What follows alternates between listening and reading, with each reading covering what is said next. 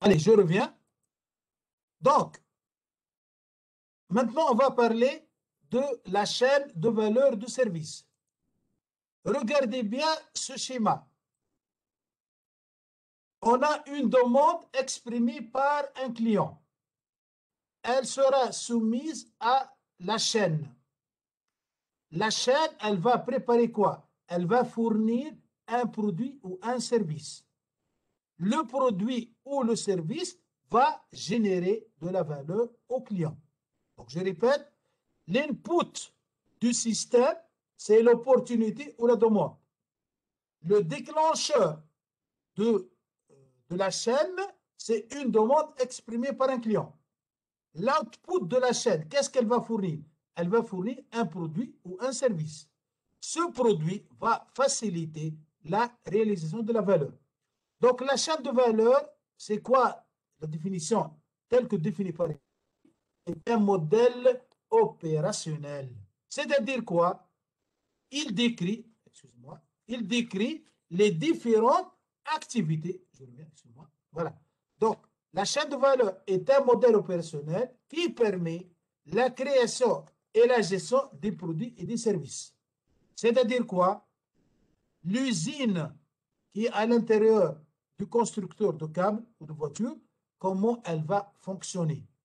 Quelles sont les activités clés que va faire la production, que va exécuter le fournisseur de service? Je prends l'exemple de l'industrie. Eux, ils ont quoi? Ils ont un ensemble d'activités. La découpe, c'est une activité. Comment dirais-je? Le, le, pour faire, excuse-moi, pour faire un contrôle de qualité, c'est une activité. L'emballage, c'est une activité. La livraison, c'est une activité. Toutes les activités que peut faire le fournisseur de service. Vous avez dans le support, la chaîne de valeur présente les activités clés requises pour répondre à une demande. Je reçois une demande, quelles sont les activités que je peux faire? ITIL 4 préconise 3 types de demandes. Donc, il y a une phrase, elle est au-dessous, vous pouvez la lire. Je reçois une demande, j'ai 6 activités que je peux faire. La première activité est impliquée. C'est-à-dire quoi? Je reçois une demande d'une cartouche d'encre. Je prends un exemple simple, très simple, on l'a dit ici. Un utilisateur m'appelle, cher IT, donnez-moi une cartouche d'encre. Qu'est-ce que je dois faire? Je dois comprendre la demande. Je dois poser la question. Vous avez besoin d'une cartouche d'encre. Vous êtes où? Ici ou dans un local? Vous avez besoin d'une cartouche d'encre. Laser ou jet d'encre? Noir ou couleur? Je dois bien comprendre le besoin. Avant d'aller chercher la cartouche, il faut bien partir sur une bonne compréhension. Deuxième exemple, le client m'appelle, j'ai un incident. Je dois bien comprendre le type de demande. Il m'envoie une demande, ajouter une nouvelle fonctionnalité dans une application. Avant de commencer le développement, je dois bien comprendre quel est le besoin exact. Rappelez-vous bien hier la photo de l'arbre et du balançoire. On a abouti à un résultat qui n'est pas du tout le vrai besoin du client. Pourquoi? On n'a pas bien exécuté l'activité impliquée. On n'a pas bien compris le besoin du client. Ensuite, j'ai bien compris le besoin. Dans certains cas, bien évidemment, regardez ce qui suit. On ne va pas dérouler les activités dans tous les cas. Ça dépend de la situation. Je prends un exemple. Mettre en place un nouveau service. Est-ce qu'il s'agit de demande opérationnelle? Non, il s'agit d'un nouveau besoin. J'aurai besoin de planifier. C'est-à-dire quoi? J'aurai besoin d'établir ce qu'on appelle un business case. J'aurai besoin d'évaluer les différentes opportunités. Par exemple, je vais développer une nouvelle application. Est-ce que je vais développer en interne ou je vais l'externaliser? est-ce que j'ai le budget nécessaire ou non? Entre parenthèses, l'activité planifiée, c'est l'activité stratégique. Et ici, on va établir, on va parler de ce qu'on appelle un business case. Je ne vais pas exécuter toutes les demandes dans tous les cas. Je dois évaluer est-ce que j'ai le budget nécessaire ou non. Si je n'ai pas le budget, si cette demande n'est pas conforme à notre stratégie, on va revenir vers le client, on va s'excuser. Dans un monde idéal, on va décider de développer la nouvelle fonctionnalité ou le nouveau service. On va partir à l'activité suivante qui s'appelle conception et transition. Les gens qui connaissent déjà ETIL V3, ça, ce n'est pas nouveau pour eux. Mais certainement, vous aussi, vous êtes un peu au courant de ça. C'est quoi la conception? C'est l'architecture. J'ai un nouveau besoin, je dois modéliser le nouveau service. Une fois les plans, une fois l'architecture est prête, je vais faire la transition. C'est quoi la transition? C'est prendre les plans et les concrétiser. Je donne un exemple très simple de la vie courante. Moi, je veux construire une maison. Je vais m'adresser à l'architecte qui va me préparer des plans. Ensuite, je vais faire appel à l'entrepreneur qui va construire la maison. Donc, la transition, c'est quoi? Elle a des plans, elle va les concrétiser. Je prends l'exemple d'une nouvelle application.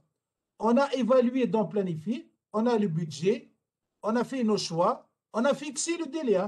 Dans la phase planifiée, dans l'activité planifiée, on va dire ce nouveau service sera opérationnel le 1er mars. La conception, elle va préparer les plans, elle va préparer l'architecture. La transition, elle concrétise les plans, elle exécute les plans qui seront définis par la conception. Ensuite, j'aurai parfois d'obtenir ou de construire. Regardez ici, le slash, c'est où? C'est soit obtenir, soit construire. Je prends deux exemples. Imaginons, on va concevoir un nouveau service et on aura besoin d'acheter du matériel. C'est le rôle de l'activité obtenir. Je vais obtenir le matériel chez le fournisseur. Ensuite, cette nouvelle application, elle nécessite de développer des modules applicatifs. C'est l'activité construire. On va construire des bouts d'application, on va construire une application. Une fois le nouveau service il est fourni, l'activité numéro 5, on va fournir, regardez ce point-là, on va fournir le nouveau produit ou le nouveau service au client qui va générer de la valeur. Je reviens pour soutenir, juste après avoir vu l'améliorer. Une fois j'ai fourni le produit ou le service, je dois penser à comment s'améliorer. Est-ce que le nouveau produit, il est au niveau des attentes du client ou non? Pour dire quoi? Parfois, on fournit un nouveau produit, mais qui n'est pas conforme aux attentes. Le client n'est pas content. Donc, je dois penser à s'améliorer. OK? Voilà, la phrase de tout à l'heure, elle est là. On va la déplacer dans l'affichage. Allez, je prends un deuxième exemple. Je reçois une demande de la part d'un client résoudre un incident. Il appelle le centre service. Il dit, cher IT, j'ai un incident. La première activité, c'est impliquer. Je prends mon stylet, excusez-moi. Je prends la couleur. Je vais essayer. Le client, il appelle le centre de service, il réclame un incident. La première activité, c'est assurer une compréhension commune. C'est quoi l'incident? Dans certaines entreprises, on dit gestion commerciale KO. C'est pas clair ça. On doit comprendre la description exacte, combien de personnes, la localisation, les symptômes, tout ça pour bien intervenir. Si, dans un cas simple, j'ai bien compris, qu'est-ce que je vais faire? Est-ce que je vais acheter quelque chose? Non, je vais partir directement vers l'activité soutenir. En anglais, soutenir, c'est support. Je vais fournir, 2P1, voilà, excusez-moi. Je vais fournir un support au client. Donc, j'ai reçu une demande de résolution d'incident. J'ai bien compris, directement, j'apporte un support au client. Une fois le service il est disponible au client, avant de quitter, avant de raccrocher, qu'est-ce que je fais? Je vais poser la fameuse question, cher client, est-ce que vous êtes satisfait ou non? Dans un monde idéal, il va dire c'est bon, merci à vous. Mais parfois, et ça arrive, il n'est pas content. Je vais poser la question, qu'est-ce que je peux améliorer? Il va dire, par exemple, et ça c'est courant, vous, IT, vous n'êtes pas du tout transparent. Hein? Vous connaissez ça, cher ami. L'IT, c'est le tableau noir. Il ne communique pas sur l'avancement de traitement de l'incident. Il n'indique pas la cause réelle de l'incident. Toujours, c'est il progresse en cours. En cours, le client n'a pas de visibilité. Donc, une fois j'ai posé la question, le client va m'indiquer que, par exemple, il n'est pas tenu informé de la bonne façon. Il peut par exemple, expliquer, il peut, excusez-moi, réclamer le comportement des équipes. Il peut réclamer que l'équipe qui a intervenu n'a pas traité sa demande de façon professionnelle. Donc, avant de terminer, je dois me poser la question, est-ce que le client est content ou pas? Voilà, tout ça, ça constitue quoi? Je vais effacer. Ça constitue ce qu'on appelle dans ETIL 4 le modèle opérationnel. Quelles sont les activités clés? Regardez ici, hein, voilà. Les activités clés, vous pouvez noter en rouge les activités clés que peut faire un fournisseur de service. Je reçois une demande, qu'est-ce que je peux faire? En industrie, j'ai dit tout à l'heure, il y a la découpe, la soudure, l'emballage, le shipping et tout ça, le contrôle et ainsi de suite. Donc, écoutez bien ça, ETIL 4 préconise d'industrialiser le métier de l'IT. Signifie quoi? Signifie définir votre chaîne de valeur. Quelles sont les activités que vous allez faire, que vous pouvez faire pour satisfaire une demande exprimée par un client. Voilà. Donc ça, c'était l'introduction. Demain, on va reprendre, on va détailler quel est le but de chaque activité. Chaque activité, elle prend un input et elle va fournir un output. Je prends un exemple. Un troisième exemple. Le client demande une cartouche d'encre. Ça, c'est le déclencheur. L'activité impliquée, elle va comprendre le besoin. Elle va dire une cartouche d'encre de couleur, pas noir ou blanc, pour l'utilisateur qui se trouve au troisième étage. Elle va fournir un output à l'activité impliquée, c'est l'activité approvisionnement. On va fournir une demande d'approvisionnement à l'activité obtenir. L'activité obtenir, elle a un input, demande d'approvisionnement. Elle va récupérer la cartouche chez le magasin ou elle peut déclencher un autre flux de valeur, achat de cartouches d'encre. Quel sera l'output de l'activité obtenue? C'est la cartouche qui sera soumise à l'activité fournir. C'est-à-dire quoi? Peut-être l'équipe qui va remettre la cartouche, ce n'est pas l'équipe qui a fait l'achat. Donc, on va fournir un produit, un service au client. Donc, chaque activité, elle prend un input et elle fournit un output à l'autre activité.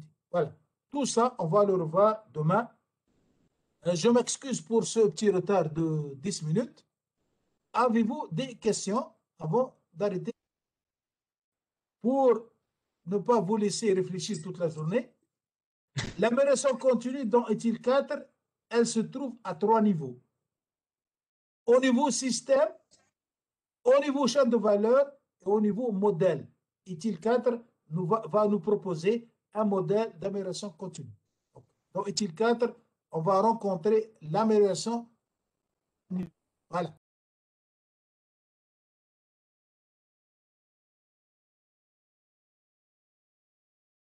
Donc, pour demain, vous aurez à faire les exercices concernant le système de valeur de service. Ils ne sont pas nombreux, mais c'est bien de comprendre. Mohamed a préparé une variété d'exercices. C'est très important pour vous de bien les comprendre. C'est un point à ne pas rater.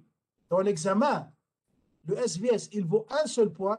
Il faut bien saisir ce point-là. Tout point a de l'importance. C'est un seul point. Vous devez connaître les 5 composants du système de façon claire et nette. L'input ou le déclencheur, c'est l'opportunité ou la demande. L'output, c'est la valeur. Et les 5 composants qui travaillent en synergie pour fournir de la valeur au client. Merci beaucoup, cher ami.